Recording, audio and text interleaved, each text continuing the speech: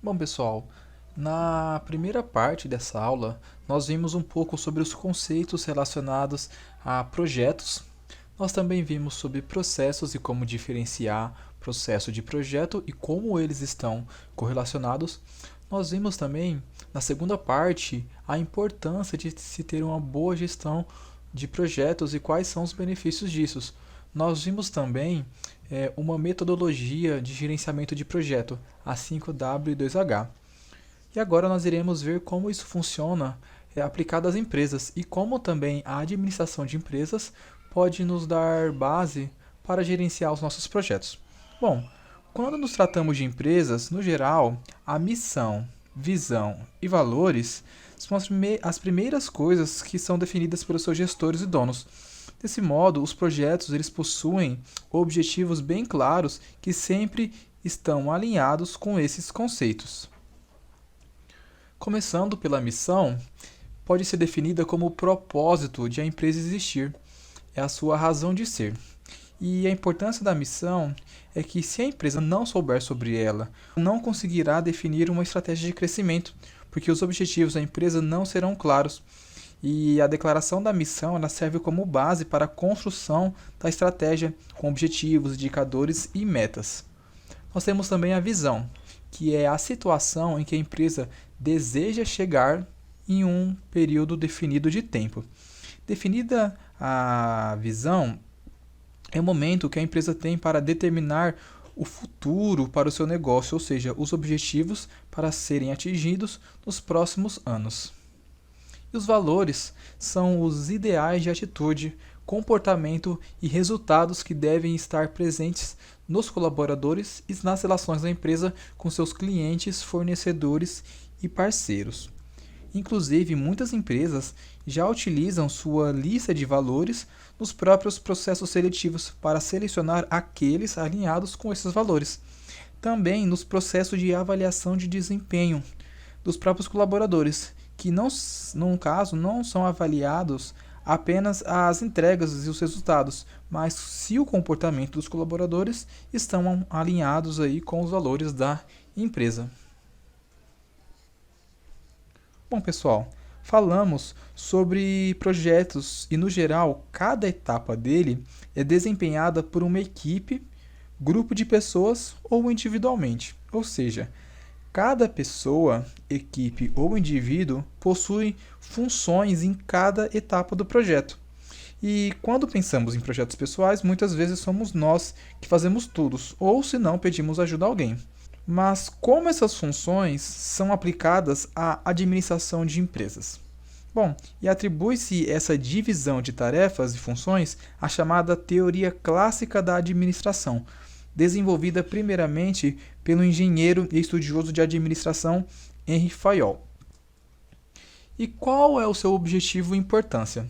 Bom, isso revolucionou a lógica de trabalho dentro das empresas e trouxe o desenvolvimento da teoria conhecida como gestão administrativa ou processo administrativo, do qual pela primeira vez se falou em administração como uma disciplina e profissão. E a partir daí surgiu o conceito de que administrar é um processo de tomar decisões, sendo que essas decisões elas acontecem em 4 dimensões que iremos estudar agora. A primeira delas é o planejamento, a segunda, organização, terceira, direção e quarta, o controle, também chamado pela sigla de PODC. O planejamento ele pode ser definido como o processo consciente e organizado de determinar os objetivos que a empresa pretende alcançar. A organização ela é a construção estrutural de uma empresa por meio de 2 pontos de vista, os recursos e as operações. A organização ela é considerada o instrumento de operacionalização do planejamento, que possibilita a transformação dos planos em objetivos concretos. Essa é a forma como a empresa coordena todos os seus recursos, sejam eles financeiros, humanos ou materiais. A direção, o administrador, ele faz com que os seus colaboradores atendam ao que foi planejado. Isso consiste de um processo interpessoal que visa ativar, pessoas por meio de instrução, motivação, comunicação, liderança e a coordenação dos trabalhos. E por fim, o controle, que a função do controle é verificar se os objetivos foram alcançados ou não.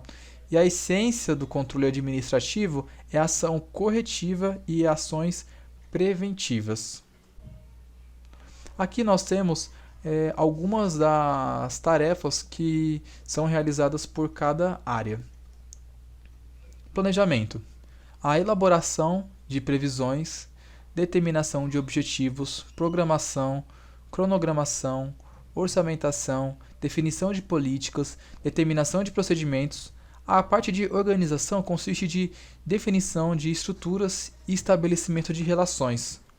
A direção consiste da tomada de decisão, delegação, comunicação, obtenção de pessoal, motivação de pessoal, desenvolvimento de pessoal e, por fim, o controle, que é definição de padrões de desempenho, medição de resultados, avaliação de resultados e correção de desempenho. No geral, a grande parte das empresas tem todas essas tarefas. Bom, pessoal, e como a gente aplica essa PODC, Planejamento, Organização, Direção e Controle, à própria gestão de projetos?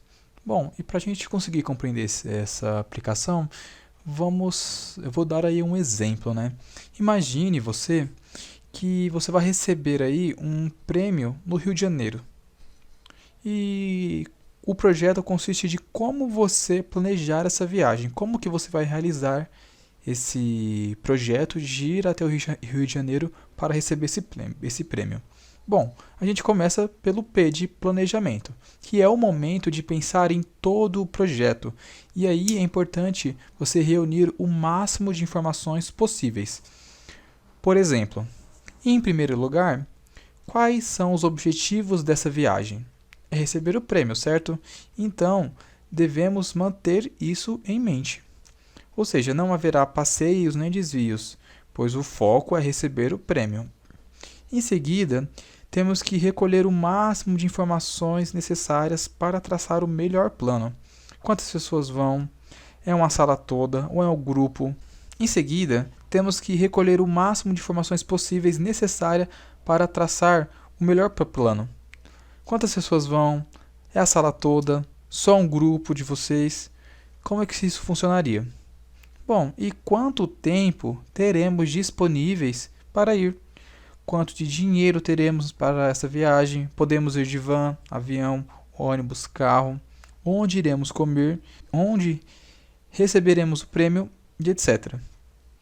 A outra etapa é a organização, que você precisa reunir todos os itens necessários para essa viagem. Por exemplo, reservar hotéis, comprar passagem, definir o roteiro da viagem, arrumar malas, marcar ponto de encontro se, por exemplo, for uma viagem em grupo, ligar para o evento do prêmio, confirmar presença e por aí vai. A direção, que é o momento de executar o projeto, que no caso é ir fazer a viagem. E por fim, o controle, onde que a gente faz verificações intermediárias e finais relacionadas ao projeto. Ou seja, o projeto ele está no caminho certo que foi planejado. E nesse caso é importante fazer várias checagens durante esse processo, no caso durante a viagem. E checar se todos estão a bordo, por exemplo, se estamos no caminho certo, se está no horário e por aí vai. Essa aqui é uma das maneiras de você aplicar essa prática de planejamento, organização, direção e controle à gestão de projetos. Agora a gente vai ver um pouco sobre as áreas de responsabilidades que tem nas empresas, por exemplo, tecnologia da informação, recursos humanos, administrativo, financeiro, logística, produção, marketing e materiais. Vale ressaltar que a divisão de tarefas é essencial para o sucesso de uma empresa.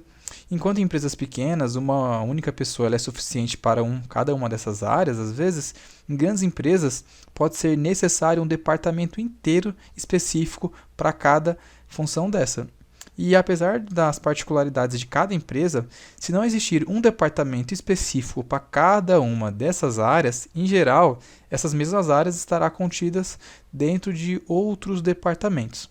E nós temos aí 8 grandes áreas de responsabilidades de empresas, e todas elas, no geral, são supervisionadas por um único gestor.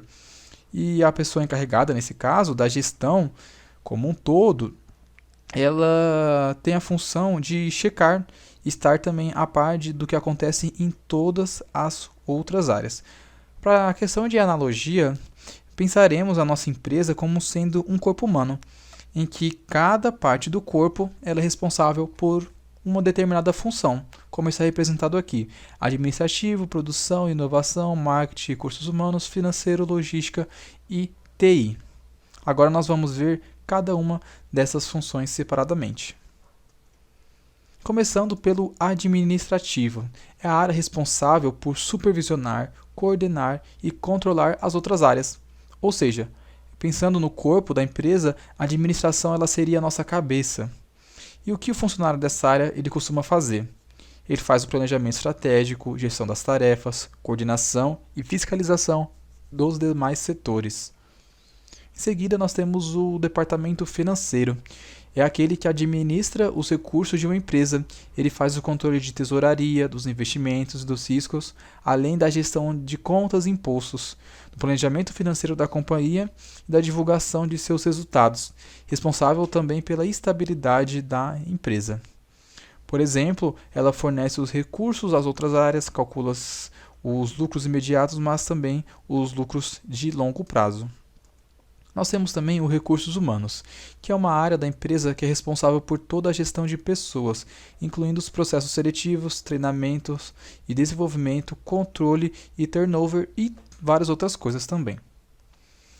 Por exemplo, o pessoal da área de recursos humanos, também chamado de RH, busca soluções para conflitos, controla os horários de entrada e saída dos demais funcionários e as horas extras, entre outros.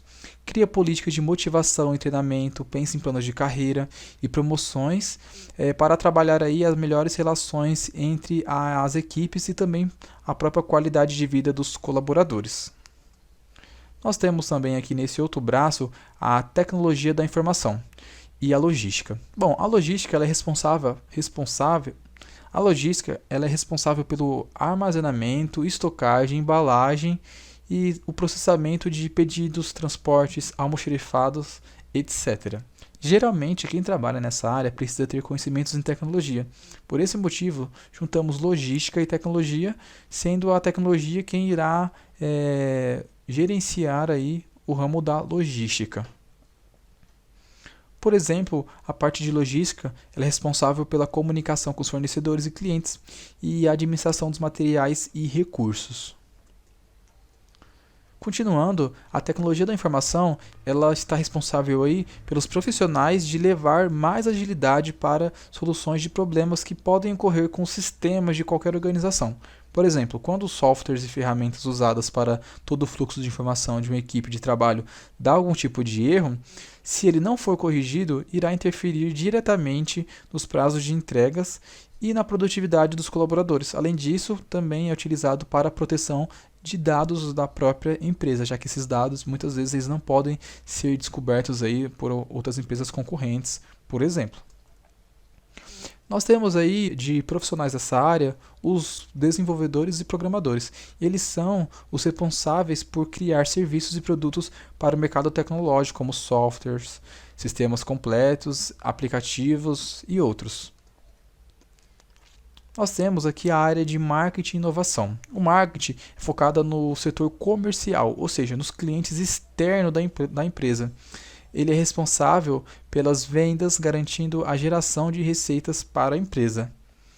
Um exemplo do que o marketing faz é criar estratégias de divulgação, definir as formas de vendas, alcançar o público-alvo, etc. A inovação ela é responsável por novos produtos e serviços. Isso exige novas metodologias e conhecimentos. Incentivar a cultura de inovação que demonstre formas novas, e no caso rentáveis, de implementar novos processos e tendências para otimizar a operação, gerar diferenciais competitivos e permanecer relevante no mercado. Exatamente pela inovação estar focada em trazer estratégias diferentes, sendo um departamento que está atualizado nas tendências de mercado, que a gente pode colocar ela junto ao marketing. E por fim nós temos o setor de produção, também chamado de operação, que é responsável por administrar todo o processo de transformação dos insumos no produto final. É responsável, por exemplo, por controlar a entrada e o consumo de matérias-primas, dá suporte logístico, faz a gestão do uso e da manutenção das máquinas e equipamentos e acompanha os níveis de produtividade da empresa. Agora a gente vai pensar um pouco sobre como realizar projetos pessoais utilizando os conceitos vistos nessa aula.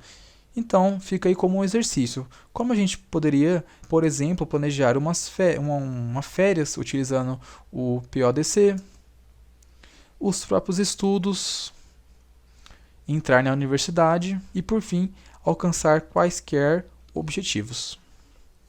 Bom, e fica uma dúvida, qual é a relação da gestão de projetos com o Arandu? A gestão de projetos é essencial para alcançar qualquer objetivo com mais facilidade. Nos ajuda a planejar uma viagem, traçar um plano para alcançar nossos objetivos e, inclusive, fazer esse curso. E agora que veremos como todo esse conhecimento ele se aplica ao nosso curso do Arandu. E aqui nós temos um exemplo de aplicação da metodologia 5W2H ao próprio curso do projeto Arandu. Bom, fazendo aquelas perguntas, as 5 perguntas W e as 2 perguntas H, nós temos algumas possíveis respostas que irá nortear o projeto. O que? Construir o Kansat, que é para isso que serve um dos principais objetivos do próprio curso. E por quê? Porque é importante, interessante e vai ampliar os meus conhecimentos. Onde? No caso, ele acontece por meio de aulas presenciais na UFABC. Quando? As aulas presenciais, no geral, elas são quartas-feiras das 2 horas às 16 horas. E também tem outra parte aqui do quando, que é quando você vai realizar o estudo individual. Isso ele é pessoal para cada pessoa. E quem? Todos os integrantes do projeto irão participar desse curso. E como? Como acontece esse projeto aí de construir o Kansat? Por meio da aquisição de conhecimentos básicos de engenharia aeroespacial e através aí das aulas teóricas e práticas. Também o estudo individual de cada integrante do grupo. E por fim, a aplicação dos conhecimentos adquiridos na confecção do próprio Kansat. Bom, e quanto? Quanto que o curso custa? Nesse caso, ele não exige um custo financeiro, mas pelo menos aí 4 horas semanais de estudos, que no caso, obrigatoriamente é o estudo presencial. Só que vale ressaltar que certamente irá exigir mais do que 4 horas de estudo aí para conseguir melhorar os conhecimentos que vão sendo adquiridos ao longo do curso. Bom, e como a gente pensa a construção do Kansat, olhando a questão de áreas de responsabilidade. Ao longo do curso, teremos alguns blocos de assuntos, sendo que cada um desses blocos eles podem ser entendidos como uma área responsável que irá desempenhar uma tarefa relacionada à construção do Kansat. Por exemplo, a gestão de projetos que estamos vendo agora, que ela tenta compreender o projeto como um todo, aplicando esses conceitos ao Arandu, como estamos fazendo agora. A parte de astronáutica trata-se das bases de conhecimento físico para entender o projeto. Por exemplo, a dinâmica dos corpos celestes, o que são órbitas e qual a função dos satélites, inclusive o próprio Kansat. A parte de eletrônica trata-se das bases para o entendimento dos dispositivos do sistema, que por sua vez são eletrônicos.